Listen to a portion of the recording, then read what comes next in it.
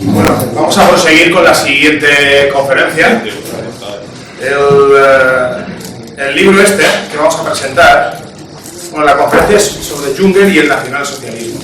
Está incluido ese ensayo dentro de este volumen de 372 páginas, en la cual colaboran distintos autores, como Fernando Sánchez Dragó, conocido por todos, el belga Robert Stoikers, Alexander Dugin, Alain de Benoit, Gianfranco de Durris, Luca Rimbotti, de Italia, y nuevas plumas que hemos ido sacando de gente joven. ¿Qué decir de la obra? Sino que esta colección es el cuarto volumen de una colección, cuarto volumen más uno extra que hemos sacado, de una colección a la cual le tenemos mucho cariño y en la cual yo coordino y Javier Nicolás es miembro del consejo de redacción junto a otros. El proyecto de la editorial se lanzó básicamente con esto. Empezamos por aquí, con Tolkien. Y luego veréis y fue desenlazando toda la historia. Por desgracia, esta serie de libros, dentro de lo que son los lectores habituales, son los que menos se compran. Y yo quería que fuese todo lo contrario. O sea, no por el cariño que le pongo a esto, sino porque muchos de los que estamos aquí desconocemos la mayor parte de cosas que aquí se dicen sobre esta serie de escritores de la otra Europa, ¿no?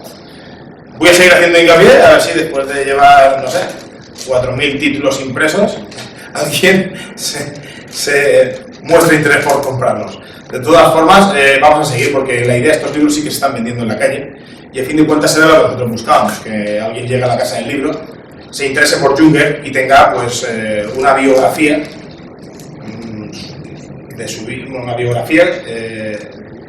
y un resumen del tratado, de los escritos, de la vida, de todo lo del mensaje que Junger quería sacar, sus vinculaciones con la política, etcétera, etcétera, etcétera, etcétera. ¿Vale? A destacar que hay dos ensayos también del difunto José Luis Ontiveros, ¿vale? Que con autorización de su viuda, pues hemos publicado y seguiremos publicando textos suyos, ¿vale? ¿Qué decir de Javier Nicolás? Muchos de vosotros ya lo conocéis personalmente. Pues hay que destacar que, por ejemplo, en el campo de los estudios, es doctor en Historia Contemporánea, diplomado en Estudios Avanzados por la DEA, en Sociología y Ciencias Humanas, licenciado en Geografía e Historia y diplomado en Turismo. En las últimas décadas ha dado numerosas conferencias sobre diversos temas, especialmente culturales, históricos y musicales, en la serie de asociaciones artísticas por todo el mundo.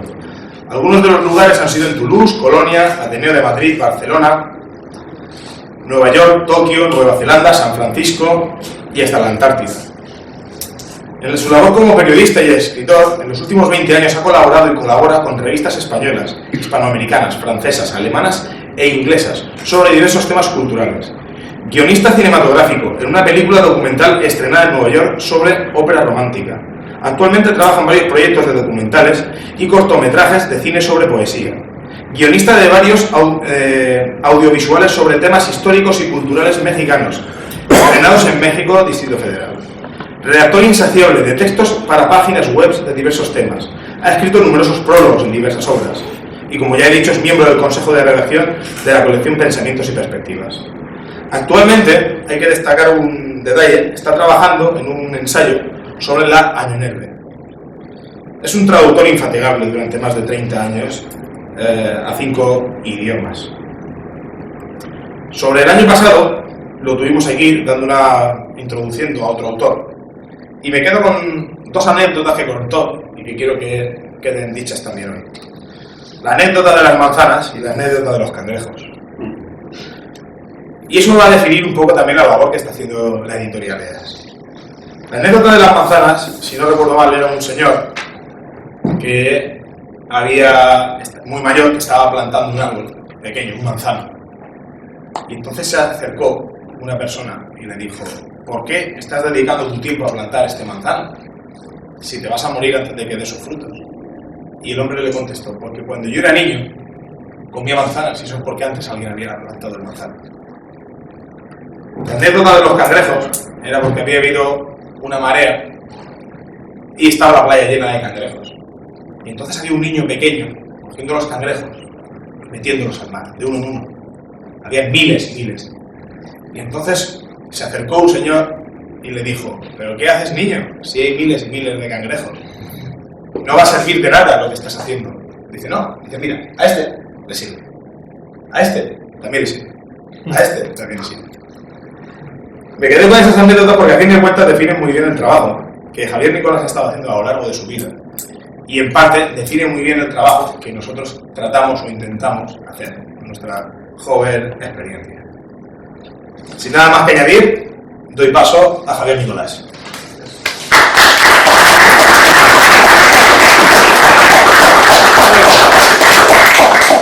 Buenas tardes. Espero que no haya mucho jungeriano por aquí, porque a mí me ha tocado la tarea grata de tratar su tema más polémico, que es, para mí, es una vida de un traidor. No desde un punto de vista literario, porque eso es respetable, pero sí desde un punto de vista, sobre todo, militar. O sea, fue un traidor con letras mayúsculas. No solo al ejército que representaba, sino sobre todo a la patria alemana, como voy a intentar demostrar a lo largo de la charla. Y aparte, además, como nacionalsocialista que soy yo, fue un traidor al Tercer Reich. O sea que, aparte fue un buen escritor, no sé qué, pero bueno. Bien, Juncker tiene cuatro apartados en su vida. Una es la Primera Guerra Mundial, durante fue un héroe, o sea, el tipo no le dieron la orden de morir por cualquier cosa, efectivamente fue un militar ejemplar en la Primera Guerra Mundial, esto queda clarísimo, un militar muy bueno, excelente, y a raíz de la derrota, entonces él descubre su vocación literaria y entonces él escribe las memorias, que fue su primer libro, pero eso ya se trata sobradamente en el libro. Esa es la primera etapa de Juncker, es decir, la etapa del militar de la Primera Guerra Mundial. Y luego yo la que empiezo a tratar la segunda, que son los años 20, cuando empieza es el Juncker revolucionario, ¿no? Es el Juncker realmente espectacular, impresionante. Yo he traducido del alemán 5 artículos que no salen en este libro, que quizás salgan en otro, ya se verá. Y hay algunos que son impresionantes. Y fijaos lo que es lo curioso, que Juncker se aparta del nacionalsocialismo en los años 20, se aparta cuando Hitler decide, tras su famosa frase, que el camino del poder nos lo marca la ley, ¿no? En cambio él consideraba a los nazis unos tibios, realmente, ¿no? Entonces lo que le hizo apartarse porque los veía demasiado tibios, no tan revolucionarios como él era, ¿no? O sea, para que veas la historia. Y en sus años 20 él escribe muchos artículos, muchísimo más de 150 artículos, muy incendiarios, algunos en el Volkischer Beobachter, el diario oficial del partido, que en aquel momento lo llevaba Dietrich Eckart y Alfred Rosenberg, como sabéis, y eran unos artículos buenísimos, espectaculares. Él había estado escuchando a Hitler, fue amigo de Goebbels, en esos años 20 para él fueron muy impactantes. Lo que pasa es que hubo un momento en el que se aparta, se apoya más en todo lo que es la revolución se llamaba la nacional bolchevique o como le queráis llamar, me da igual. Von Salomon, Nikitsch, etcétera, etcétera, etcétera, ¿no? Entonces ahí cuando hay un punto de inflexión que efectivamente, y eso sí que es leal, el tipo no quiere saber nada con el nacionalsocialismo, por mucha insistencia como veremos que hubo más adelante. Luego llega el año 33, el glorioso año 33, en que el nacionalsocialismo triunfa en Alemania.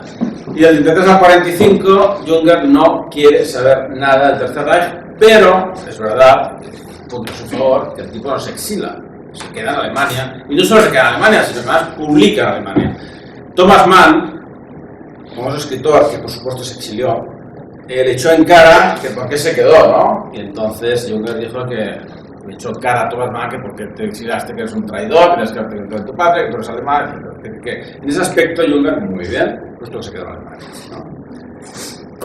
Acaba la guerra del 45, en la que veremos que se implicó a fondo en el atentado del 20 de julio del 44, a fondo, o sea, fue uno de los artífices del atentado contra Hitler, el 20 de julio del 44, y es muy curioso porque los primeros escritos que hace en el año 46 no son contrarios, o sea, el tipo habla mucho de Hitler, de Goebbels, bien, o sea, un punto muy neutral, ¿no? Porque fue criticado por eso, ¿no? Y luego ya a partir de ahí, vivió tantos años, 103 o no sé cuánto vivió este hombre, pues fijaos, desde el 45 hasta que murió, un montón de años en los que pudo dar muchísimas entrevistas, muchísimos artículos, muchísimos comentarios en los que, bueno, se desglosó a placer. Bien, yo voy a ser breve, con lo que me toca. Entonces voy ahora a desgranar esos 4 puntos para que veamos qué es lo que pasaba ahí. La Primera Guerra Mundial acaba, como repito. Entonces él escribe una obra que le gustó mucho a Hitler. De hecho, se la envía en la biblioteca del Congreso. Los americanos, que son los famosos saqueadores, me hace mucha gracia las películas de que tú pones en internet saqueadores de arte y solo salen los nazis. Hasta la página 16 no sale alguno que no. Vaya usted al British Museum, que de British no tiene nada, vaya usted al Louvre y vea usted, etcétera, etcétera. Pero no sé, solo los nazis. Bueno, el saqueo de los americanos en la Alemania nazi fue, vamos, brutal, pero no solo de las cosas físicas, sino también de las mujeres y de todo. Fue brutal, y los rusos ya ni os cuento. Entonces, la biblioteca de Hitler se la llevaron completamente. Y está actualmente, tú puedes coger los libros, mirarlos, al menos yo lo hice hace 30 años, no sé ahora, y entonces me acuerdo del dedicado de Junger a Hitler, ¿no? Entonces le dedica y le dice una frase que simplemente al Führer nacional Adolf Hitler, ¿no? Es la obra esta que le dedica a Hitler, que además es una obra que es las memorias que hizo de la Primera Guerra Mundial, ¿no? Fuego y sangre. Bien, esta obra, curiosamente, Hitler no subrayaba mucho los libros, ni mucho menos ponía comentarios. En cambio, en esta obra, curiosamente, del año 26, la obra que tiene Hitler dedicada, hay muchísimos comentarios de Hitler en esa obra, y muchísimos subrayados, cosa que Hitler no hacía normalmente. Es decir, que realmente hay que decir que esa obra impresionó grandemente ¿a quién? A un colega que había estado luchando con él en las trincheras, ¿no? Entonces, y eso además inicia una serie de correspondencia que salió en los años 90. Se descubrieron unas cartas de Junger a Hitler y de Junger a Hess. Unas cartas muy buenas, bueno, Hess porque era el que contestaba las cartas de Hitler básicamente, en las cuales se habla de la obra y Hess quería que se encontrasen Hitler y Junger. Al final no pudo ser, por circunstancias, y lo cual Junger agradece, porque dice que si se hubiera encontrado con Hitler y le hubiera hecho una foto así los dos, pues esa foto le hubiera pasado factura mucho más tarde, ¿no? Bueno. En cualquier caso, esa época en la que Junger escribe en revistas, como he dicho, el Fortino Batero, como otras como Estandarte, Arminius, Widerstand, son revistas, yo tengo algunas, que son nacional revolucionarias, nacional bolcheviques, o como le quieras llamar, pero con artículos muy buenos, ¿vale? Bien, ¿qué pasa con el Junger ese primerizo? Bueno, nada, el Junger había militado en muchos partidos, sobre todo de juventud, de movimientos juveniles, como el Watervögel, como el Schiller-Jugend, movimientos juveniles básicamente, ¿no?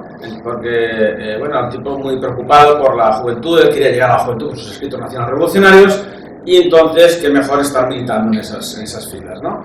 Pero nunca se acercó al NSDAP, ¿no? Que nunca, ¿no? Es decir, este es un tema que no llegó a militar, ¿no? Aunque, como ahora veremos, escribe un par de artículos espectaculares sobre el nacionalsocialismo, sobre Hitler, sobre la svástica, ¿no? Entonces, bueno, que en cualquier caso sí que es verdad que aunque no militó, hubo una época y 2 o 3 años que eran muy interesantes, Bien, sus escritos tratan de ¿qué? De luchas, de armas, de revolución, de sangre, hay que acabar con el viejo Estado, es decir, que esos artículos coincidían mucho con Hitler. De hecho, él siempre dijo, incluso después de la guerra, en los años 60, decía que con Hitler había varias cosas que le unían, era acabar con el Tratado de Versalles, reinventar la Primera Guerra Mundial,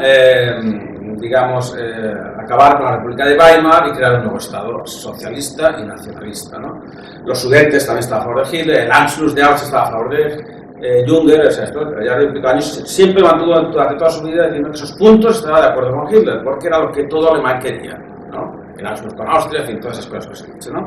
Esto siempre lo mantuvo, la verdad es que, bueno, bien.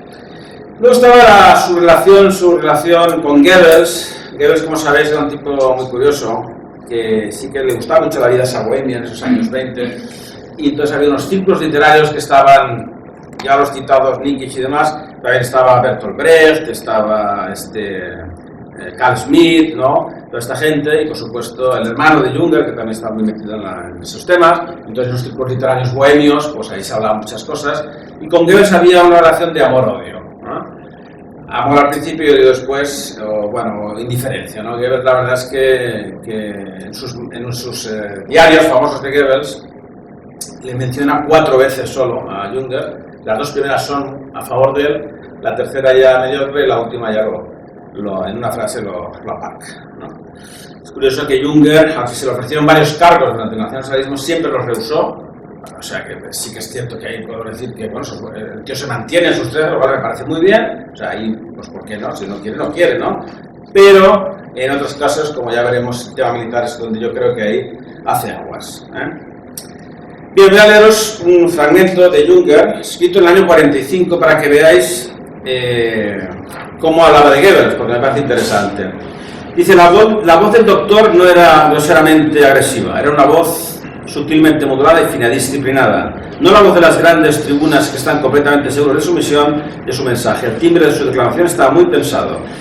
Bueno, sigue la discreción sobre Goebbels y su manera de hablar. También tiene una sobre Hitler que la diré más adelante. Él estuvo en varios mítines de Hitler y la verdad es que decía que es que te arrastraba la corriente a Hitler cuando hablaba, ¿no? Entonces decía que era el mejor orador que había nunca en Alemania, Hitler. No solo cómo lo hacía, sino lo que decía. Enganchaba, ¿no? Entonces estabas dando dinero sin saber cómo estaba dando dinero por la causa, porque te había incendiado, ¿no? Entonces eso es muy interesante tenerlo en cuenta. Goebbels, esto es la primera cita que tiene en su diario del año 26, ya dice, estoy leyendo Tempestades de acero de Junger, es el evangelio de la guerra, es brutal, un gran trabajo de investigación. Realmente le gustó, ¿no? No sé si habéis leído este libro Tempestades de acero, es un clásico y la verdad es un libro muy bueno, ¿no? Pero ya en la segunda ya empieza a decir, ya es un hombre de una joven generación, puede estropearse literalmente, no sé qué, empieza ya a dudar de él y a la tercera escondida y simplemente lo va a echar. Bien, sobre Hitler, la relación Hitler-Junger, Hitler-Junger, mira, Hitler y Junger, está bien. Bien, me ha salido solo esto. Sobre Hitler dice... dice, apenas conocía su nombre cuando le vi hablando en un circo de Múnich donde pronunció uno de sus primeros discursos. En ese momento me dejé llevar por algo que no puedo describir, algo diferente, como si asistiese a una purificación. Nuestros esfuerzos inconmensurables durante aquellos 4 años de guerra no solo nos habían conducido a la derrota, sino a la humillación. Y ahí en aquel instante, a ese desconocido que se dirigía a nosotros y nos decía lo que había que decir, todos sentíamos que tenía razón. Él afirmaba que lo que el gobierno le había dicho hace tiempo. Él se daba cuenta de la sima que crecía más y más entre el gobierno y el pueblo. Él encarnaba manifiestamente algo elemental y yo fui arrastrado por sus palabras. Bueno, es lógico, estamos hablando de colegas que han luchado en la Primera Guerra, que han tenido el infame Tratado de Versalles, que los han tratado como basura a los soldados. Entonces se encuentra ese hombre del bigote que se atreve a decir lo que nadie se atreve a decir, ¿no? Es el Junger que más se acerca a Hitler. Bien, es curioso también que se habla muy poco de un artículo que escribe Junger en el año 30 sobre los judíos, que se llama Sobre el nacionalismo y la cuestión judía. Lo digo porque esto es un tema que este artículo luego lo ha echado cara muchas veces, duró tantos años este hombre, en los años 60 y 70, ¿no? Pero él habla del judío de una manera, un punto de vista... diciendo, o sea, él está a favor del plan de Madagascar, sin decirlo, ¿no? El judío no es el padre del liberalismo, es el hijo del liberalismo. Él juega un papel no creativo en este rol en el que la vida del pueblo alemán se encontrará un día ya para bien o para mal.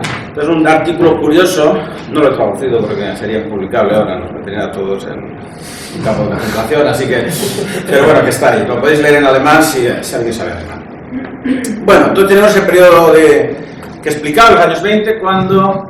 tras el Putsch de Múnich, que él está muy metido con el tema nazi, pero ya llegando al poder el año del 30, en el 33, es cuando se produce ya la ruptura definitiva, y entonces Junger lo que hace simplemente es irse a los cuarteles de invierno.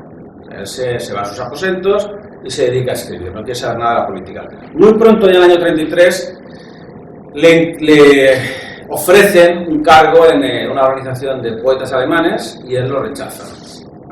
Luego le ofrecen un puesto en el Senado y lo rechaza. Le ofrecen escribir en el Völkische Beobachter y lo rechaza.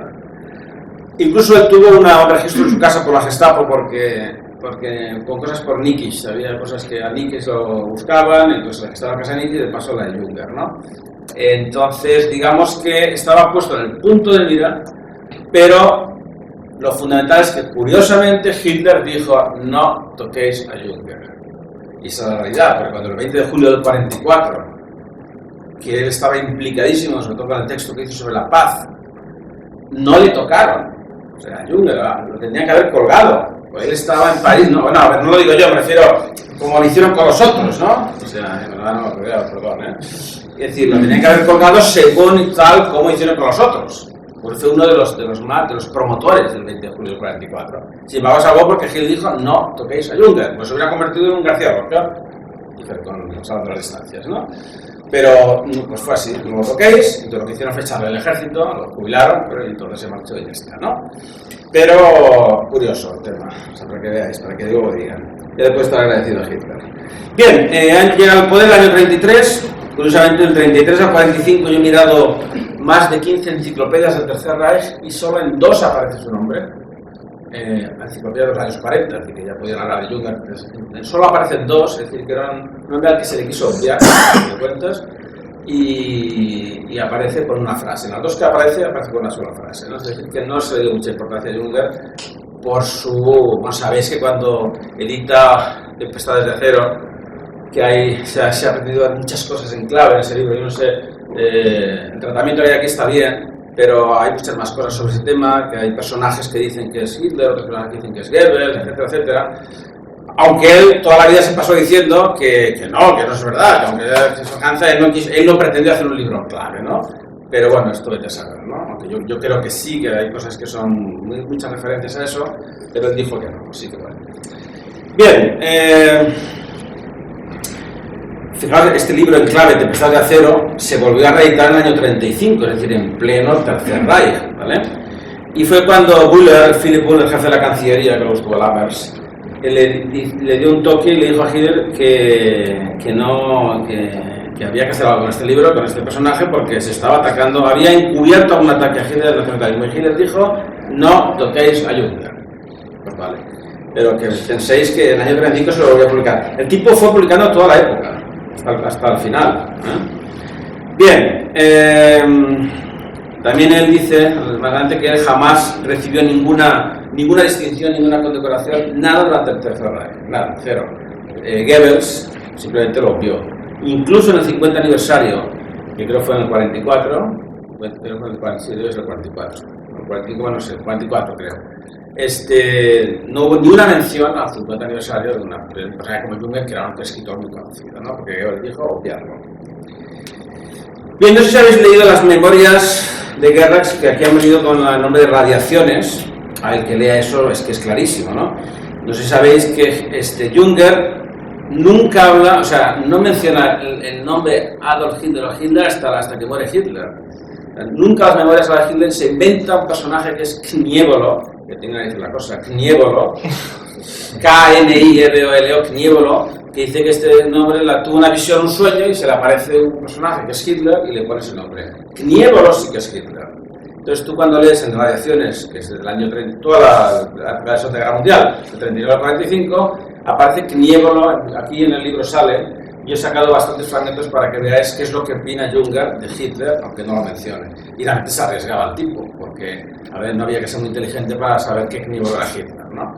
Entonces voy a leer un par de fragmentos de Junger, desde el primero de todos, que aparece el 28 de abril del 39, es decir, antes de que estalla la guerra, dice: noche agitada, primero se me aparecía Knievolo, al que encontraba enclenque y melancólico y menesteroso de contacto. Me ofrecía bombones envueltos en magnífico papel dorado. Me decía que le habían regalado cantidades enormes para el día de su santo. Luego veía una imagen de la carrera de la vida en forma de jardín para saltos. Había en el laberintos y zonas repetidas a la inversa, como la imagen de un espejo y muchas vallas, que solo podían atravesarse en una dirección. También había puertas que daban al campo. No sé qué diría Freud de esto, pero seguro que sacaría algo. Bueno, esta es la primera anotación que hace Junger de Hitler con el nombre de Knievolo. Pero hay más crudas, ya cuando empieza la guerra. Por ejemplo, cuando el vuelo de Hess dice, estaba preocupado por... Esto me ha sorprendido. El vuelo de Hess a Inglaterra se había realizado con el conocimiento de Knievolo, y tal vez incluso por encargo suyo. Esto es lo que dice Junger. Y luego dice, el giro de diablo a Satanás es cada vez más claro en Knievolo. Es decir, una crítica directa, ¿no? Es decir, en eso sí que no se esconde. A ver, que eso no es criticable, a ver, si es antinazi, pues bueno, lo peor para él, ¿no? Es decir. Bien, llegamos al capítulo 4, que es para mí el capítulo 4 de este libro, no sé si es el otro, bueno. que es para mí el más grave de Junger, que es, a él le llaman a filas, ¿no? Entonces es capitán en la reserva y le envían al frente occidental. Bueno, el 30 de agosto del 39. Bueno, dice él que le dieron una cruz de hierro a segunda clase sin haber pegado un tiro. Y es verdad, una cruz de la segunda clase. Simplemente por llevar un batallón que estuvo en esto, pero no pegó ni un tiro. Bien, entonces a él se le encarga en París la oficina de censura. Es decir, él tenía que censurar todo lo que se hacía en París, pues de diarios, revistas, correspondencia. Él era el que llevaba todo el tema de la censura, ¿no? Bueno, entonces instalan un hotel y entonces solo tenéis que leer del 40 al 44 todo lo que, bueno, es que es una inmoralidad. Y constantemente sus entradas son: estoy tomando champán mientras oigo pasar los aviones que van a bombardear Alemania, por ejemplo. Hoy me he ido a visitar un par de museos, estaba con Picasso, no sé qué, y voy a tomar champán y he oído que en el frente oriental han muerto no sé cuántos. O sea, una desfachatez brutal. O sea, él está actuando como un bon vivant, es un tipo que está con la crema cultural de París, todo el día abriendo de museos. Dice que incluso ya se quita el uniforme a veces porque le miran mal. Y nada, haciendo entrevistas con gente y bebiendo champán. Se pasa así toda la guerra en París, ¿no? Con el Seidel, que era su superior, que era uno de los que colgaron cuando el 20 de julio del 44, ¿no? Ya Keitel, el gran Keitel, ya cuando estuvo ahí, le escribió a Seidel, sin saber que era un traidor, y le dice: cuidado con Junger, es un hombre peligroso. Le dice Keitel, ojo, dice: lo único que usted conseguirá incorporándolo al Estado Mayor es perjudicarse. O sea, que Keitel ya tenía fichado a este buen hombre, Bien, pero le da igual, o sea, su lectura es la que tiene, ¿no? Por ejemplo, el 2 de enero del 44, 2 de enero del 44, está la cosa muy mal. Dice: he comenzado el nuevo año sustrayéndome mediante un rizo a las ocupaciones habituales y dedicando el tiempo a una siesta de 2 días con conversaciones, lectura, café cargado, frutas y vinos. Bien, ya solo por esto habría que fusilarlo, pero bueno, sí, entre nosotros, Bien, la única guerra que llevó a cabo fue que lo enviaran en octubre del 42, fue 3 meses a Rusia para una serie de conferencias y para reunión de mandos en el que pudo ver el frente ruso, pero tampoco pegó un tiro ni hizo ningún tipo de guerra, ¿no? Entonces volvió y dijo: qué horror, esto no es para mí, ¿no? Yo prefiero París, mi despachito, París en el hotel. Bien, hubo un tema que también le pudo costar, no sé si la vida, pero sí la cárcel. Fue un famoso salmo. En las memorias parisinas del año 42 hace mención del Salmo 73. Él hace una mención al Salmo 73 en la que Goebbels se da cuenta de que ese es un salmo que está dedicado a los jefes nazis, y a través del jefe de Cancillería le dice que retire el libro, bueno, de hecho lo retiraron, y que ande con cuidado. Simplemente decía sin leer, pero claro, el Salmo 73, que os lo voy a leer, el Salmo de Asaf, dice, entre otras cosas, dice: ciertamente es bueno Dios para con Israel, para con los limpios de corazón. En cuanto a mí, casi se deslizaron mis pies, por poco resbalaron mis pasos, porque tuve envidia de los arrogantes, viendo la prosperidad de los impíos, porque no tienen congojas por su muerte, pues su vigor está entero. No pasan trabajos como los otros mortales, ni son aceptados como los demás hombres, por tanto la soberbia los corona, bla, bla, bla. Entonces es un ataque directo a la jerarquía nazi en el año 42 que Goebbels pues le criticó, ¿no? Pero bueno, se salvó en cualquier caso. Otra entrada del 28 de marzo del 42 dice: cenando con Madame Gould en el Hotel Bristol, acompañados de Heller y Dugandos igual. Alarma aérea. Mientras los aviones dejaban oír su zumbido, los estampidos de los cañones hacían temblar la ciudad, nosotros bebíamos champán de 1911 sentados alrededor de la lámpara. Muy bien, bien, llega el 20 de julio del 44. ¿Qué pasa el 20 de julio del 44? ¿Cómo Junger se involucra en el atentado?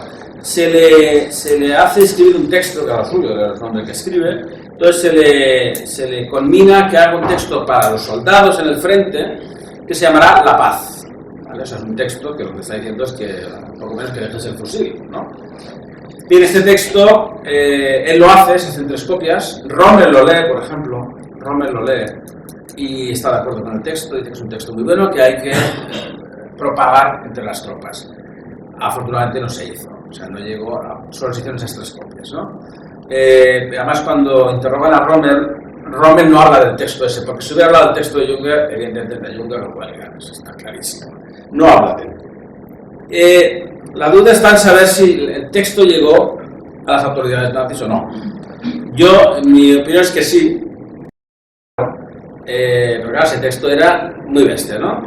Él decía, Junger decía, consideré un honor el contribuir a aquella acción con mis medios y fue en aquel contexto donde mi escrito tomó la forma de un llamamiento a la juventud de Europa, al llamamiento a la juventud de Europa para que dejase las armas. Entre tanto, mi escrito influyó también en el pequeño grupo de hombres que estaban aguardando la consigna de acabar con Hitler. Así fue como lo leyó Rommel antes de enviar su ultimátum. La bala certera que lo alcanzó el 17 de julio del 44 en la carretera de Líbano privó al plan de los únicos hombres a que cabía confiar el temible peso de la guerra y de la guerra civil del único hombre que poseía ingenuidad suficiente para dar la réplica a la temible simplicidad de los que iban a ser atacados.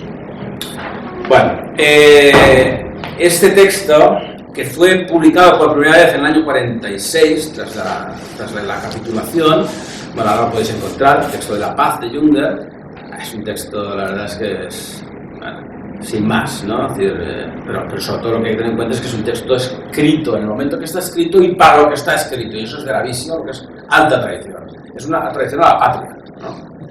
Y encima como militar. Bueno, en cualquier caso, repito, no se le tocó, no sufrió represalia y simplemente fue jubilado como militar. Tras el 20 de julio del 44. Él dice que empezó a quemar papeles porque tenía papeles en París que le podían implicar, hizo una quema, con lo cual la Gestapo no pudo encontrar nada, ya buscaron. Y entonces lo retiraron de París y se fue a Kirchhorst y ya acabó la guerra allí. Bien, en una entrevista posterior, él dijo esto, ¿no? Que yo había dado una de las 3 copias mecanografiadas al general Speidel, este sí que lo colgaron, que enseguida encargó a un asistente que se la llevara a Rommel. Rommel consideró que el texto era un buen punto de partida sobre el que se podía trabajar, ¿no? Dice, no sé exactamente qué quería decir, no tuve tiempo de cerciorarme, entre otras cosas porque él estaba en contacto con los que conspiraban contra Hitler y terminó cayendo en la red de sospechas. Por suerte para mí, durante el interrogatorio a que fue sometido, no reveló haber conocido mi escrito, no lo mencionó. Porque es que si no, evidentemente... Bueno. Junger habla, en sus escritos, habla de von Stauffenberg y de todos estos traidores y los denomina los últimos hombres caballerescos y espíritus libres. Ya con eso me parece que queda bastante claro su tema, ¿no?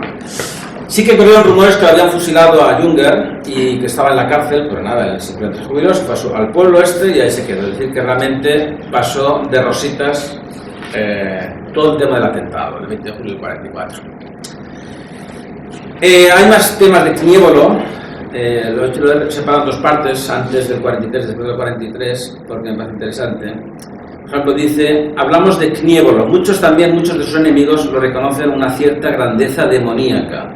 Sin duda podría ser tan solo una grandeza elemental, subterránea, pero carente de esa forma y elevación personales que observamos, por ejemplo, en Byron o en Napoleón. Carl Schmitt dijo a ese respecto que a los alemanes les falta el instinto fisonómico. Este hombre se trataba mucho con Carl Schmitt y con Heidegger, con los dos, ¿no? Por ejemplo, decía en 43, el robo más grande que Knievolo está haciendo a nuestra nación es el robo del derecho, es decir, ha despojado a los alemanes de la posibilidad de tener razón y de sentirse con derecho frente a las atrocidades que están cometiéndose en estos días. O sea, que realmente un ataque directo a Hitler.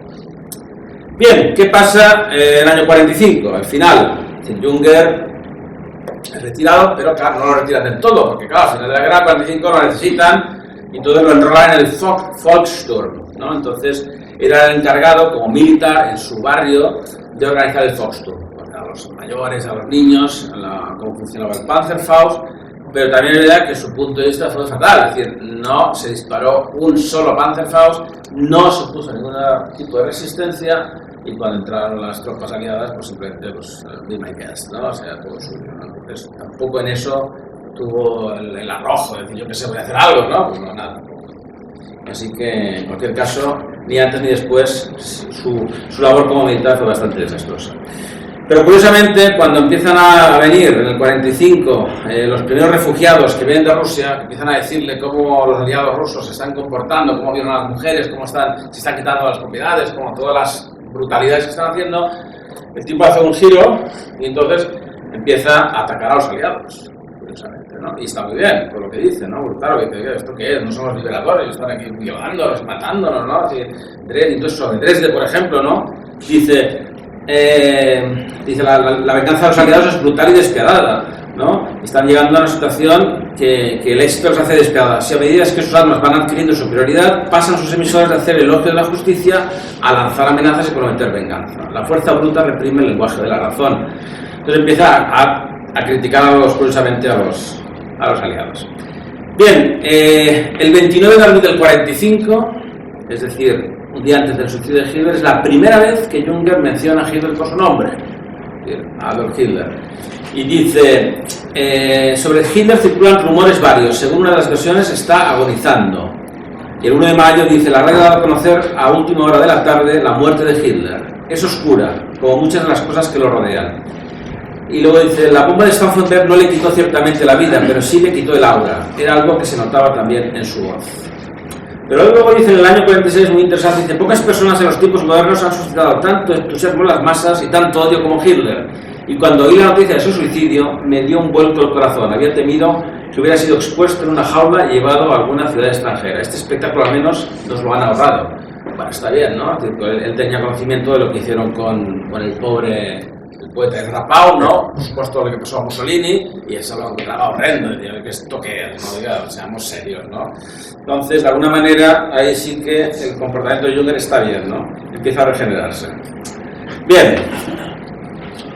Acaba la guerra, entonces, naturalmente, como todo alemán pasó por el proceso de desnazificación. Sabéis que había que reinar un impreso, que eran, no sé cuántos puntos eran, 60 o no sé. El famoso von Salomon hizo un libro muy bueno sobre estos 60 puntos, ¿no? Muy interesante, buenísimo, von Salomon. Y él se negó a rellenar ese impreso, oiga, déjame en paz, oiga. Y por eso le castigaron a no publicar sus obras hasta, ni le tempore, es decir, hasta que decidieran ellos, ¿no? Entonces fue castigado a publicar en sus libros debido a no rellenar el tema este de la desnazificación. Hannah Arendt, la famosa Hannah Arendt, fue una ardiente defensora de Jünger, la que siempre dijo que él había sido un antinazi desde el primer momento y tal. Thomas Mann no, estaba en contra, en fin, había los intelectuales estaban unos a favor y otros en contra de Jünger, ¿no? Siempre ha sido así, toda su vida ha sido así. Ha estado siempre pendiente de que los que le critican o los que le alaban, ¿no? Siempre ha sido así, uno le llaman supernazi, otros le llaman antinazi. Yo puedo decir que nunca, ni siquiera en los años 20 ha sido nazi Jünger, no. A ver, que coincidía con muchas cosas con los nazis, evidentemente el nacionalismo, la lucha contra Weimar, el orden, bla, bla, bla, sí. Pero nunca se puede afirmar, porque no es así, que Jünger fuera nacionalsocialista ni de lejos, para nada. Pero bueno, ya se ha dicho, ¿no? Bueno. Curiosamente, en los años 70 hubo unas polémicas porque el tipo, Jünger, dice que había una polémica en las escuelas alemanas y él escribe, esto no pasaba en los tiempos normales, escribe una carta a Heidegger. Entonces Stern, la revista Stern, muy famosa en Alemania, que descubre esa carta, le dice, oiga, para usted, ¿cuáles son los tiempos normales? Entonces dijo, bueno, pues sí, los años 30, entonces claro, usted ahora está defendiendo el Tercer Reich, porque en los tiempos normales esas cosas no pasaban, claro, cuando la que tuvo una polémica ahí, que la acusaban de nazi otra vez, no sé, es como Leni Riefenstahl. Ella no era nazi, pero era hitleriana, entonces estuvo toda la vida defendiéndose y atacando por toda la vida, es que, por decirlo de una manera o no, se pasó la vida defendiéndose de cosas que no lo eran, ¿no? Y luego se enemistó con su hermano Friedrich Georg Jünger, que era también, está muy unido por culpa de las declaraciones que hizo a favor de Hitler con respecto al Anschluss y los sudetes, ¿no? Es decir, que realmente, pues bueno. Pero es curioso porque en el año 46, esto que he dicho, que el análisis que hace el Tercer Reich es muy bueno. Trata a Hitler como un visionario, como alguien con una juventud soñadora, un joven pálido y serio, que es el reflejo de su madre, un hombre que empezó a destacar enseguida. Es decir, que curiosamente hace una defensa curiosa de Hitler, ¿no? y del nacionalsocialismo en el año 46. Bien, quedan 10 minutos, pero os quiero leer unos fragmentos de estos artículos inéditos que yo he traducido del alemán, que publicó este hombre en los años 20, para que veáis cómo era el Jünger de los años 20. El primero de ellos lo publica en el Völkischer Beobachter, dirigido por Rosenberg y Goethe en aquel momento, del año 23, en septiembre, es decir, 2 meses antes del Putsch de Múnich, ¿vale? Entonces el tipo dice, entre otras cosas, que todavía no ha llegado la auténtica revolución, pero ya se puede escuchar su paso marchando. Faltaban 2 meses para el Putsch. No se trata de una reacción, sino una auténtica revolución con todos sus signos de testimonios y lemas. Su idea es folkish y está afianzada como nunca antes. Su bandera, la esvástica. Su expresión política, la concentración de la voluntad. Una dictadura. Reemplazará la palabra con la escritura, la tinta con la sangre, las frases vacías con sacrificios, la pluma con la espada. Buenísimo. Lleva en sí misma todos los signos de una auténtica y justa ira y rechaza a los oscurantistas de todo tipo, porque no va a haber connivencia con ellos. Su fuerza no será el dinero, sino la sangre que fluye en las venas de la nación, y misteriosamente la vincula en un todo único. Esta sangre se verterá antes de permitirse ser esclavizado. De esta sangre nacerán los nuevos valores gracias a los sacrificios individuales que se convierten en la libertad del todo. Sus olas llegarán a las fronteras que nos han sido dadas y repelerá los venenos que destruyen nuestro organismo. Estos son los valores que se defenderán en nuestras barricadas.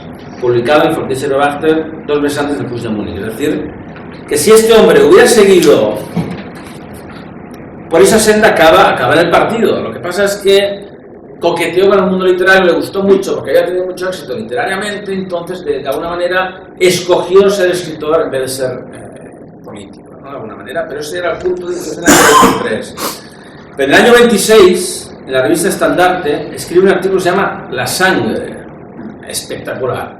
Yo no sé si este artículo, pues mira, te lo tuve después, ¿eh? Cuando estés, si es publicable o no. Creo que sí, pero bueno. Entonces dice entre las cosas: hay dos elementos que dan gran intensidad de vida, propósito, dignidad y contenido trágico: el destino y la sangre. Primero hay una energía invisible, luego una fuerza de la naturaleza en la que encontramos al destino. Y solo gracias al destino podemos entender la esencial de la sangre. La sangre sin destino es como una batería descargada, un imán sin atracción, pureza y raza de la sangre. La calidad de su mezcla no tiene significado alguno sin un gran destino. Es como una piedra de toque que se utiliza para probar el valor de la sangre. Es espectacular, realmente espectacular. Año 26, espectacular. Luego habla de cómo, gracias al parentesco de la sangre, tú puedes en cualquier parte del mundo enseguida verte con uno natural a ti. Te habla del caso de Stanley en África, ¿os acordáis? Con Stanley y Livingstone, que cuando se encuentran, ¿cómo era Stanley? Livingstone es dos, Livingstone supongo, ¿no? Claro, hombre blanco. Lo que no se cuenta de ese encuentro es que Stanley luego hizo en sus memorias una defensa del blanquismo, porque dice que estuvo varios años allí en la tribu esta y estaba hasta aquí, ¿no? Entonces, Junger de alguna manera lo que está diciendo es que un blanco con un blanco se puede enseguida, hay conexión, ¿no? Entonces, gracias a la sangre, ¿no? Entonces, es un artículo que no tiene, está traducido completo, no tiene desperdicio. Año 26, Das Blut. Luego hay un artículo en el año 26 también en la revista Nacional que se llama Unirse, o Prietas las filas, que es el que Junger envía a Hitler para que lo lea, y Hitler le contesta que es un artículo fantástico, maravilloso, y os leo al principio. Dice: nosotros, guerreros de ayer y de hoy, vivimos en un tiempo en que todos los ideales en los que solíamos creer y por los que innumerables soldados murieron se ven pisoteados por el barro. En los viejos tiempos nos reuníamos en círculos cercanos de amigos en diferentes rincones del país como siguiendo un sentimiento interno. Simplemente no teníamos derecho a rechazar aquello por lo que habíamos sacrificado todo, y por ello tuvimos que encontrar la verdad en la existencia de un significado profundo y necesario de lo que estaba sucediendo. Nuestra primera decisión fue terminantemente seguir la tradición y preservar los lemas pisoteados en las grietas más escondidas de nuestro corazón. De esta manera salió lo mejor de nosotros y la consiguiente determinación para no desaparecer el día de mañana. Los reaccionarios del pasado se convirtieron en los revolucionarios del futuro. Este unirse, lo que él proponía era que se juntaran todos los movimientos nacionalistas en los años 20 para crear un partido único con un jefe único que él decía que era Hitler, claro, ahora lo dice. Necesitamos un Führer y es usted, ¿no? Entonces es el artículo que le envía a él para que se lo lea. Entonces, bueno, se lo agradeció y por carta y bueno, bien. Luego hay otro artículo publicado en el Fortissimo Rebachter del año 27, se llama El nuevo nacionalismo. Es un artículo sobre el socialismo, sobre el trabajador, sobre la clase obrera, cómo hay que captar a los comunistas, bueno, impresionante también el artículo. Y luego ya finalmente había el último artículo que traducido, se llama Nacionalismo y Nacionalsocialismo, publicado en una revista que se llamaba Arminius, en la cual vamos a dejar claro que el nacionalismo tiene que convertirse en nacionalsocialismo y que solamente hay esa opción. Año 27 dice, por ejemplo: no es casualidad que en la vanguardia de las filas nacionalistas existan personas con un gran talento oratorio, siendo Hitler el orador alemán más grande de entre ellos, por ejemplo, ¿no? Aquí es donde se cruzan el nacionalsocialismo y el nacionalismo. Sin embargo, existe una diferencia entre ellos. El primero, el nacionalsocialismo, siendo una organización política, está dirigido a lograr un poder real, mientras que el nacionalismo es otra historia. por un lado es el deseo de realizar una idea y por el otro para comprender su sentido más puro, ¿no? Entonces, sin lugar a dudas, el nacionalismo se va transformando en su propia esencia y es lo que él propone, que sea el nacionalismo dentro de los nacionalismos de los años 20 el que tenga que reinar en Alemania y ser el que lidere todo, ¿vale? En el libro están todos los artículos de Jung que escribió desde el año 21 al 33, ahí los tenéis todos datados, de los cuales yo he traducido estos 5. Realmente hay muy pocos traducidos al español y todos, solo viendo los títulos, son espectaculares, son buenísimos y creo que retratan ese hombre Junger que aunque en ese punto de inflexión decidió ser escritor en vez de político, pero hubiera podido acabar siendo uno de los puntales que la nacionalismo en cuanto a ideólogos. Bien, me quedan 5 minutos si alguien tiene una pregunta. Muchas gracias.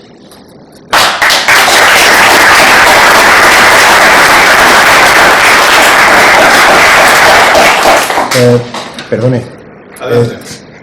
Son apreciaciones mías o me recuerda mucho esos textos antes del Putsch y demás. Un Ramiro Ledesma alemán. Totalmente. De hecho, sí, voy a decir que hay fragmentos que son casi calcados. Es que vamos por los pensamientos. Total. Yo pienso que sería afín a un nacionalsindicalismo ramirista. Sí, además, esto me lo comentó un falangista cuando estaba traduciendo, se lo comenté y me dijo, habría que publicar un libro con los artículos de Ramiro y los de Junger de esa época, porque íbamos a descubrir cosas interesantes. O sea que, efectivamente, así es. Me ha chocado que lo encuentro muy parecido. Totalmente. O sea, el tema racial, que lógicamente Ramiro no tocaba. Pero esto sí. Ramiro estuvo como lector. Exacto. Fue lector en Heidelberg, más que fácil conocer a Junger. Podría ser. Él estuvo, creo recordar, 2 años. 2 años. De la universidad. Sabía alemán, o sea. Sí. Claro, no, sí. Y él se ocupó del pensamiento alemán. No Sí, es... Bueno, sí, pero los textos más o menos es contemporáneo en el tiempo. Los textos de Ramiro con Yo digo que es fácil que hubiese un nexo común. Hubiera habido conexión, sí. Es como escuchas a Vivaldi, escuchas a Bach y a veces dicen, esto se parece. Sí. Pero no significa que uno esté copiando otro. No. Es que ha habido un momento en que me ha recordado a discursos a las juventudes españolas, ¿no? Exacto, totalmente. A mí me gustaría, si es posible, 3 cositas. Me ha parecido, a lo mejor no he entendido bien esto de la edad, que el oído se haga un poco duro, que estabas hablando de Tempestades de Acero cuando era bajo los acantilados de mármol, el libro al que se le viene... No tienes razón, sí, eso es bajo los acantilados. Sí. Lo que publicaste el desollador y el de mármol. Totalmente. Lo segundo es que has dicho, y bien, que se negó a colaborar con Peter Wachter, no desea alcanza el poder. Sin embargo, quiero recordar que contigo, además, estuvimos comentando y viéndolo, en el Dark Reich, que era la revista de arte del partido, sí publicaba en la época nacionalsocialista. En el Oficer no, pero en el Dark Reich sí. Y eso es una ley, porque yo imagino que el partido le pagaría a través de la revista. Lo que él no quería es publicar en el diario oficial del partido. En otras, pues bueno, publicó en varias, en Coral, en otras literarias, ¿no? No mucho tampoco, ¿eh? No, pero bueno, sí. No va a decir que fue una persona marginada. No. Mismo se automarginó. Es automarginado. De hecho, él publicaba en alemán en editoriales alemanas durante toda la época. Y una tercera cosa, que eso es un poco importante. Leyendo al obispo Judal, ¿no? Él decía que había que distinguir lo que era la ideología nacionalsocialista del movimiento nacionalsocialista. Claro, como tal partido revolucionario, la ideología está formada de una forma piramidal, ¿no? Con una cierta jerarquía a la hora de escribir, pues si tú te metías en ese organismo, pues a lo mejor el desarrollo de las ideas está un poco más cerrado. Sin embargo, el movimiento nacionalsocialista era un movimiento mucho más amplio, donde las ideas que se movían eran de mucha mayor riqueza. Entonces, yo viene esta reflexión porque cuando yo, hace un montón de años, leí El Trabajador, aparte de Tempestades de Acero, etcétera, que son obras muy interesantes, pero la verdad es que el Gabriel Trabajador me impactó muchísimo. Entonces, él no era nazi en el sentido de que estaba metido dentro del partido nazi, pues es cierto, ¿no? Porque nunca estuvo bajo la jerarquía del partido, ¿no? Como revolucionario no estuvo a las órdenes de ningún miembro, ninguna organización ni asociación vinculada al partido. Sin embargo, lo que es sus ideas, ¿no? El trabajador, la Reita, a mí me parece que viene a encaminarse perfectamente lo que eran las ideas socialistas, ¿no? Venía a considerar el paradigma del nuevo mundo, la figura del trabajador, me parece que es centrarse en lo que viene a ser también el paradigma del nacionalsocialismo. Él era nacionalsocialista sin saberlo. Bueno, efectivamente, sin saberlo o sin querer admitirlo. Pero efectivamente muchos de sus escritos los podía firmar cualquier nacionalsocialista de aquella época, claro que sí, por supuesto. Lo que pasa es que él no quería oficializarse como tal. De hecho, por ejemplo, en el Fortísimo Acto salió citados un fragmento de uno de sus libros y él escribió diciendo, por favor, no utilicen mi nombre o pídame permiso, porque yo no voy a permitir que se escriba con mi nombre sin autorizarlo. Es decir, él lo que no quería es oficializarse con el Tercer Reich. Pero muchos de los fragmentos de sus cosas, salvo los diarios, sus memorias, eso no, son nacionalsocialistas, sobre todo el punto socialista, especialmente el punto socialista revolucionario. Totalmente de acuerdo contigo. Estoy hablando de memoria. Puede que su participación en la Segunda Guerra Mundial no sea muy meritoria, pero si no recuerdo mal, perdió 3 hijos. No, dos sí. En el frente del Este. Bueno, pero son los hijos, no él.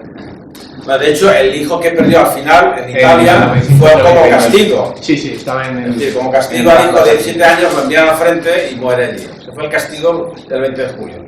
Pero son los hijos, no él. O sea, él no solo no hizo nada, sino fue un traidor en todos. He dicho mencionar pocas cosas, pero de verdad, créeme. O sea, lee sus memorias, las radiaciones, no hay más. Pero lo de sus hijos, efectivamente, sí. Pero son sus hijos, no él. Pago en sangre. Sí. Vale. O le redimieron en sangre. O le redimieron en sangre. Especialmente el último. El último sí que fue una causa-efecto. Es decir, vale, tú has hecho esto, pues ahora tú de 17 años lo ofrecen en Italia. Y duró nada, 3 semanas. Eso fue un golpe brutal para él, brutal. Y de hecho lo refleja. En su diario dice, me han castigado con la muerte de mi hijo. Vale. Sí. Pero a él no. Una cosa más. ¿Alguna otra duda, comentario, pregunta? Pues vale. Gracias por la